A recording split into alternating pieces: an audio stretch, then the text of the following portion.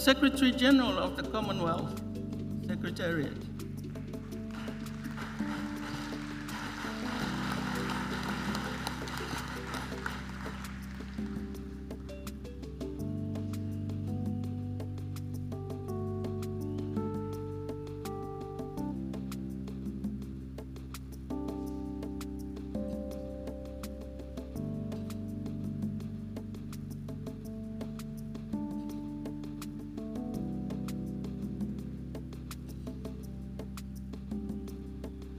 Prime Minister of Samoa.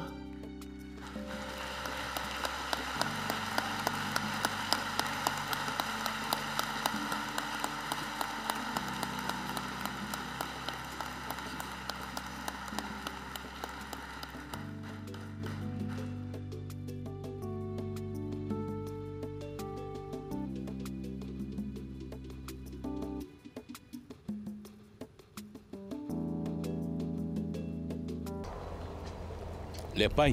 Ia. Elena o le lua se lau afe mo na tupu tangata na mai moa le talaina lo I o le fono tanga lo na lua fitu. Malila. Ata ita ia malo o le taupulenga. O le lalolangi atoa. Sa mai moa le sauninga I le so. Awo manatu. Ele leo na ofisidi. Ile au fasa lau a Samoa o lo malanga mea turu I fafo. Sa au tau si de sila. O le au le fesili I tapenanga ilo nao te telenga. O te whita lasa o la ngona na nei. Ina ue tu mai mata mata le talai nalo I o le sauninga o le whanotanga e peo na mai mo I aile le rolangi ato. Malo va te tele lava I lau to fatui. Via lava le atua malo foi mo le neiaso mal fafsili. Lau pumoni ia. Au malanga mai le va lele nei na mata na langona I nale nganga me. O ai Samoa. Sitamai fafanu sitamai tongi al fafanua.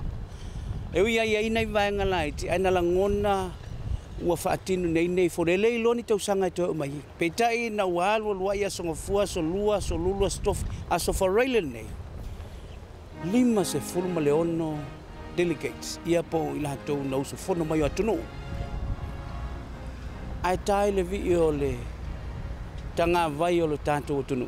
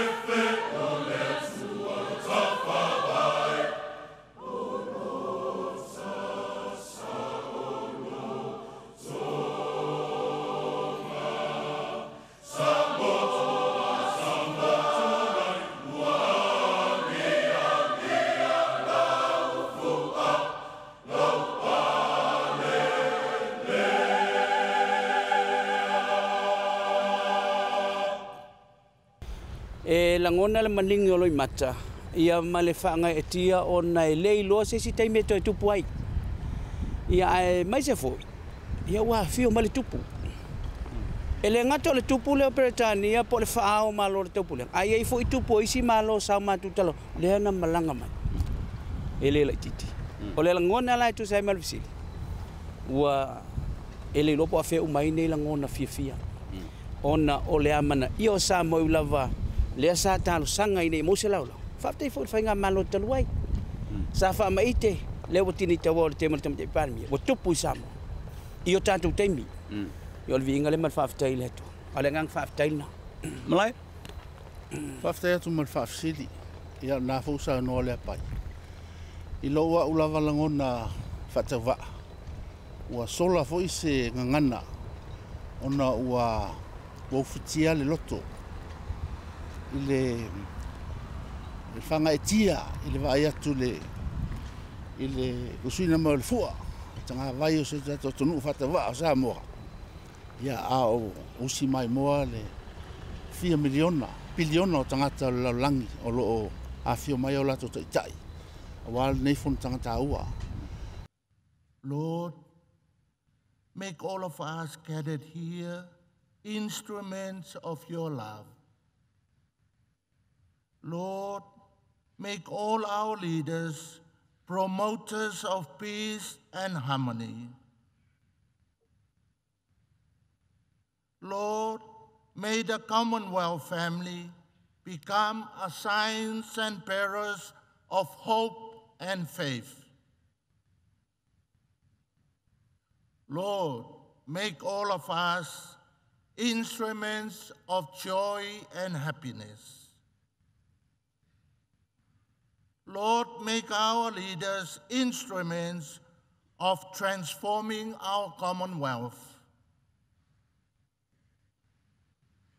God bless us all with the realization that the answer is in our hands, and united we stand. God bless all of us gathered here today, make us happy, and make us love each other. In the name of the Father, the Son, and the Holy Spirit. Ole langona lava ia ole fia ma le langona le whaafitai le tāpenanga tāpenanga I mea uma lava I tu ese ia ai tawalunga lava I whaafifianga alum whanau ole lumanai le ole lalolangi ia whapea fo tatu ainga I lalo taupulenga Peritania e mamole lava le ngang whaafitai e lato uma e le ova aia o lato fofonga ma o tangata o laitu maitua Lena tino ai nei mea e la ngona lava le fia ma le whaafitai. Pe fo nta ua le fionga ia le pai. E le whangaloina fo I le se upu e watu e whaamalo fo I le tama ia tui le epa malanta ta inga na whama I e tea ma whinau ina I o mai le neifono tangata ua e sio tato atonu. Lea ua whaatanu e lana fionga le tama I taipale mia whaafitai. O le anganga whaafitai lava. Ia a se langona na tui e le mawhai o na wha leoina se up o ua na le langona fia ma le whanga e tia ma le mita o na lea wailoa tātou tangata a olo na whiangai ma tūlanga whapea ma mea tate tali malo ai ia le ua mai mo mai laulangi le matango fia fo o tātou fo I tūlanga o le tatu whalalo, tatu tū ma le whalalo ma lau tatu talia o nei tangata e a fio ma le tatu no. Ia, tali atu le atui. Le pai, whawhiwhianga I ana whaiana nei. O watu le atore mea, e le ia vea Samoa e na o lana tū ma lana anga. O lea na tā o whai ai matangata nuu o atu motu o le Pasifika, lego waku. O mai le wapuriki a Auskaria. O mai tangata whenua a Maori. O mai tangata Solomona. Wa o mai uma tangata o le Pasifika. E au mai lanu e whare umai. E lengo Samoa, lengo Samoa. Ngalu Samoa. Ma koso aku uma aku ngu o le Pasifika. Lau lea kirikiri le whawhiwhianga. O le tasi le nā ata voi lele o sea o ngao le nei whono. Bringing people together. Diversity. All over the world. O mai whaitas. E ta umai ai e tonu whao le iei le numi upu whai o malo ma le society.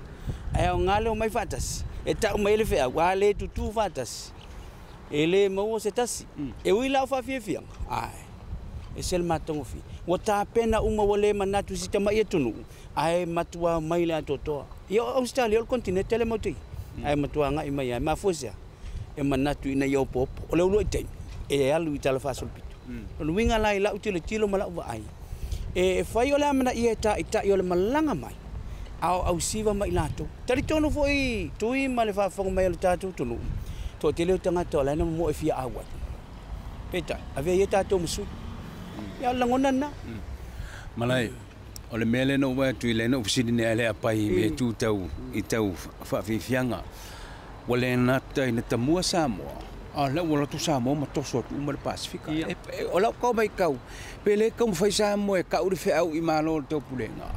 Ole ainga le Pasifika. Ele o se ele ongia kumoku. Ole ainga le moanga sau lang moanga le Pasifika. Malia lava tui. Sa o le la sau noanga. Na mua loa ili fai loa ale asi alo fo ele mai I Australia le politi. O ina na langona ilo e tia. Whaftai Samoa. Le mana ia o lea fo I culture. O lea fo I nei fo tangata. Ito sili na umi o lo lato talafasol pito I nei taimi. Tata a politi. A lea mana ia e tamua I fo I ma whailo le whawhelo ingole o le whawhiwhianga la sau. Ia, sa oilau sau nonga. Le fo ino mai nei o tato usum tu whawhine Māori, tangata whenua. Ia, ua fo ito, tele fo o tato tangata, e fo ilau o whionga. Lo avea ia Aotearoa ma manofuanga ma mea lo a whiong papa au ai. Ia, tautua ma wheo si o tato tunu. Ia, ai mai se fo ila le aia o la ei o atunu ese. Wai la ngona I le tia, tatou lavo la inga. Tatou moana. Al Pasifika. Ia tau fo lai tu lolang. Tatou a olon fai mea. I tatou mai whaatasi e. Tu whaatasi. O le malusi anga fo na tatou. Ia tatou tu whaatasi. E moli tu lava whaafitai. O ai lava sa whaatautai a tono fo e tamaitai a Mary McGibbon. Jane McGibbon masiona ali. Ia o la tone e lesa whaururu i eile. Whaafitai. Whaafitai le mana ia mane mana tunatu. I mea umanei. Tau to e lai tu lolang. Ia wa la fo tupu mai le singa lai tu. Ai peta e vai mai tatou. Na o mea e fia mau al fe al fan. Ta sia ia mo ese ne fa ta wa foi.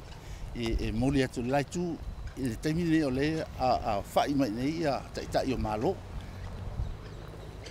Le pai e te lea le platform le na fawe Samoa. Mo le ngata o le talaina lo ia o le fonatanga I le so. Aua fau whaatele le platform, e le ngata le nā. Aua whaatino ai ma le tū ma le anga I whanua le atunu. Whaatei te inga. Nā whio maile li pāremia, na whaafetua la masala. Whaafutupu suafa, tanga loa alangi.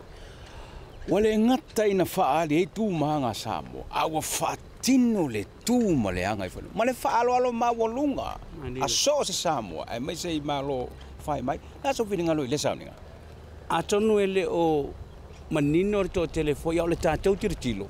Ele I lopo le hafuanga le ni mafua inu whape. A matai I Samoa. Initiate ma la fua Samoa.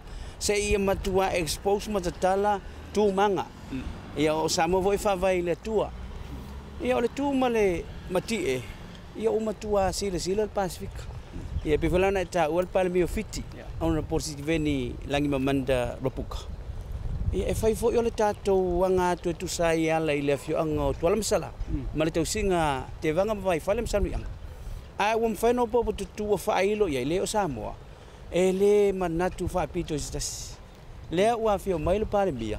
Tu ati ele sua fa tangalo. Ai a tatou manatu fo le temi na fai mela tu falolonga. Exchanging of le tulanga traditional. Matua matangofi. Ole amana ia. Ia, ole foi mo umona. Aver tu tau me sina le tupu. Ta sina fa lo maulungu. Matu e atu foi ono matamo asima le patu man no foi tu enga ia fuata. Ta oto le loma mo ata ia ile fio ango sa so mo mal falangu. O ata na ta o to ile o sa mo la titi fa fanua. A le tele yo le fatu. Malay, we didn't just perform the Siva today. We established a more platform to show everything that we have, including the Malanga Mayale, Al Palmio Fiti, Malfa to Pursua for Twitter Messina na Faila Fianga Mota. As a proud Samoan, Lazo Langona. I'm now I've grown 3 feet since those moments. Matoa yo langona le fanga etia mal faftai la mana ia. Ile taimi na whaatanu o fo in whaatino le tulanga le whaaswafa ina o le whionga le Palmia Fiti. Siti veni rampuka i le swafa tangaloa. Na taimi na saunoa ila na whionga. Na ngona fo in tau malingi fo le matai upun saunoa mai ai. O tātou le ainga. E mamao i tua tatu talanga. il tatu ainga whaafiti wha Samoa, so ta inga. Lea wo o ma temine, lea wa fio manan fio, whaafetai lea fio onga lea wa. Ya salam, ma tuala, e tusai fu man nei whaalalo maurunga. Ia ele ngata ia ilato, au te langona, Samoa uma, o whea fio onga sa mata mai ei fo ilea, na i tua uma latu lango, ai paulava se o whanonoanga. O le saunoanga, a le fionga ia le apiki poe Moses. Whai mai. O lela amat atune. O le ale tua vela au al tapo ingal man Samoa. O lela au tapo ai la au fiti. O le jine pitonu o fiti. Pitonu la fiti. O le nu o palmia. O le nu o palmia. No whai mai o le kul. O inga o ia la wa. O le au tapo ai le Flying Fijians o la au fiti. Ai malai kako. Ai le role mga mia umar kako support. Alo, tai. Oa a to taliu le fainga malanga le pai I me po ngā ruru e ma no pia I le tau singo hai ngam sai dinga manuia o te ilo e tele but e mawhai ona e tau mai o ani mea tau se lua memories o le a e toi fo'i ma ave I le nei talinga malo malo vavtai lau to fatui e leiti o tau tātou le payanina o le Pacific People of the Pacific Lenga na penina le to tonu maulo. Manatu very indescribable. Ele ma fai tau lia le no. Te o tumulo le mata mulo le manga vale. Ai le tulanga la vaiol vanga sili na tau mo mua. O le nganga tali malo Samoa. Ia pele o le mapu e pele ai le fai tau mai tangata va pe mai le ato ali o le masina. Ai la tau o le tali malo. Le lau fonga fia e me se fo fatino. Ma faali atu ia ila tau na ngai mai. Lua, o le ata leo whai mai nei, o tai. They were all humble. Teimi o tātou side event session, oi. Se o te whai atu o tangata ngai atu e whapea o se tangata fo ile le tu lou e le manatu iei. Ai o atunga le panel, o fo mai. O la wia. O tua ma fo. O doctors, professors. Ai ele o mana nao, they did not want to know who they are. What they've done, that was sufficient to tell people who they are. Well, love vale la tu talano mai, very humble. Mai ele fe au, e ofi ngofi. Mola, o le tali malo Samoa. Lua, fe au le o mai mtaitai. E ta umai fo yo tatou taitai. Humility is the best. And there is no unity if there is no humility. Ale ai le loto maulalo. Ke fiu ko fa kulangan tu vatas. Tui tele yo le sa fa ma. La vai na lu. Malai. Ole na usa no le pa ia ole semana tu fo na ia e se fa fta ia fo ole ava no wa mau fo ia e awa ia to isi sa divencia po nai mata upu ia le fa ia ama ne ole fa longo fo I le to fa so mai ia atanga ta ese lo lang awa e mo lava ese me tatu te no fo ma lalai ao whawhitau lia tasi. Ai mese lava suingo tau, suingo ngongo tau. Ia mese ina e tātou tangata lo nofo tonu al Pasifika lo siri na afia. Ao tātou tangata pito siri na ititi le whalenga mele ia nei le pollutus. Tātou la iti le afianga o siso manga. Ao tātou wale mafuli mai le anga tele le alulungo o le soatai. Ia matangi, awha. Ia le whaintatu ai anafi ese le matangi ao pe o tulanga na awai foi o manatu la tani malo fata mali o tatu atu le vai foi le mai tau foi alon fa na o lo faima au na I tu tonu vai nga ese lo a fio mai ai mai ai tangata o le mo la no fa fi lo e tangata ese mai lo lang o le fisili ai o le tali la tu tali ale mai it's a common reaction mai Samoa is a beautiful place with beautiful people. We'd love to stay here longer. Le lan Samoa for the general. Bela ko fia lo overstay ale la ngi. Kemi ngi wa. E wa le fia o la ko ai. Ala fia ngofo ngi Samoa. Ye pe lo ina. Ta me na le nganga. Wa fanga e tia ho la to wa mo la to le nganga le la tu ai. No ta tu nga nu mo ta tu. O tali malo. Le wa ve o ye. O mai mo me la lang fa tino e o tatu tangata le ta inga la fionga pa mia man ma le kabineta ia mai la tu foi o lo sa ngafa ma le fa tulangana na me ia me se foi au fainga renga o lo fa tinoa le pai la ofisiri mulmul o la ofisiri tala sua fa tamatane o le a le te leo le fefete o lo fatu o oe o le Samoa wa e sau e vaai le tapenanga lo watunu malo i le nei fontana o le a le te leo le fefeke o lo fatu being a proud Samoan masala fa tele ne fa lu sela ul fa afe o tulanga le wa yai pe no fa tele ma fa matalaina le langona ile lo fo po afe mai memories ma fa manatu o le nei fono le jogom pe ona yai a mata mai lava ile tulanga o le mata wino le anga i mai o ta o malo ia al fatinonga o le ano fale o sessions po mutala langa e sel mana ia la ta vai fo il vai ngala tele ta oto ia nisi negativity lau sisila e wai le ase fai va se mau vai tangata a o le tilo ma le tanga i ma le vai fo le tulu mata ia lau su fono ma le ano falo le fono oi mata tia tui matua ia tali la lau sil e tailo fo le pipi fo le fi o ia tutu le betu sa mal fefete ma fo sia ona o le langona bo sasapi fa mali ona o le matango fiole le yama malai. How many beats of your heart did you skip when you stood today and watched the raising of the flag and the singing of the national anthem of Samoa? How did you feel as a proud Samoan? Thank you, Tui.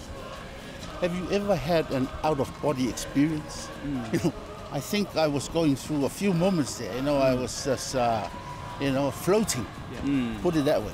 It's like I was floating with pride, with so much pride, you know, and it fills your eyes with tears of joy that our people here, our young ones that are entertaining, you know, the delivery of all the speeches from those people, especially I keep going back to the entertainment because that's the expression of our love and the way we say welcome to our, I feel my, that's all. O le tūlanga fo ila lea ele fa fefeteina o le fatu.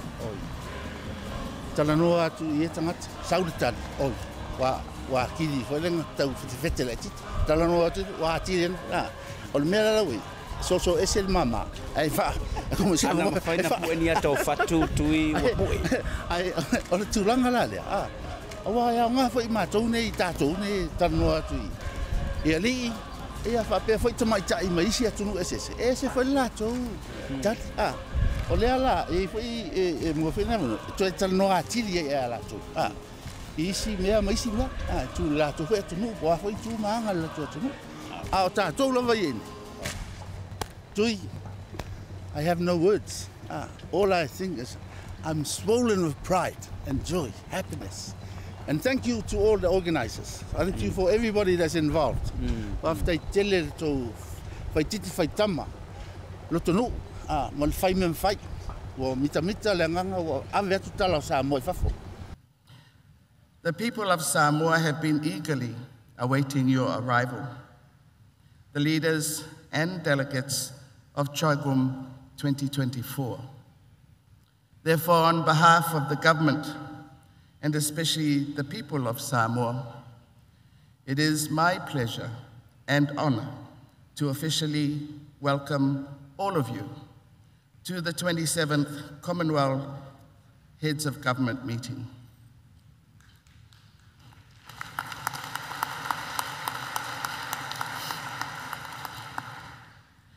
This is a historic first to be hosted by a small island state in the Blue Pacific continent. And it is also the first meeting under the leadership of Your Majesty, King Charles III, as the head of our Commonwealth family. We also gather in Samoa as we celebrate 75 years of the modern Commonwealth. Thus, we pause to pay tribute to those who have paved the way for where we are today. In particular, the late Queen Elizabeth II, for her stellar leadership of our family but more importantly, her unifying role. Our theme, One Resilient Common Future, Transforming Our Commonwealth, highlights the importance of a united Commonwealth ainga or family. Samoa chose the critical focus on resilience as it transcends all pillars of the Commonwealth, prioritizing collective action that weaves resilience into all choices for a Commonwealth where societies stand strong, institutions uphold justice, environments flourish, and economies thrive. Manatue ele toe pe ana foi atu alune ia so mati langona ia wa foi la leo le iti sunga iti po le fio le to fatu ia mese foi o le iti lai ia fa leo tu no matu langona me fa tai a fai ofi atu ile sila Samoa me so to organize steering committees. We are so blessed, we are so grateful. We have to express how we feel and the gratitude that we have for the great effort and the great job that you've done. Why you want to uplift Samoa? Tasi ale fatu, si tia Samoa. Vi ele tu o fa vai no tato. Tonu ai titi sa matu tala pele o iai. Fa tele le tu. Eo na matu fa le. Ele o matu fo tanga tato to. Le ngole lapea male naturo tanga to le se. Ai a fai o malia ilo to mai mwanga. Ia matu to two lives mai matu unanga fa pena vo le ti life. Ia lo matu nganga fa te tele Samoa. Es fol fa nga malo le ngata o le malo tu le mai le tomate pa le mia ma le kapeneta ma le malo o tu le mai e me se fo ile te le tu ngai ma le tu vai ia me se fo ile e pa mai o le malo se fo na su tofia mai la tu fa lulunga ma tanga luenga mai se o la fa nga luenga uma wa tu nga luenga tu onga e o to mai ma tau fa yo po tu si tia ina ia a le fatu le tatu de to yo uma lunga Samoa ele lo po afe uma italo ne fa mo tui le la o le fainga malanga mamalo ya malanga fa foi to tu lo to fatui ya po lo le me se foi le iti live ya ono le fa vano mama na ia li ma ya wala ngele no ma o le to tele ya wo fili afa lo to fa po lo sunga le li pulo le iti ya ma to fie fa se tala to sai me lo fatalo mani ne yaso alo tui ya mai o le o sa no le pai wala va ima o lava la upmuli e mole atu le nganga faftai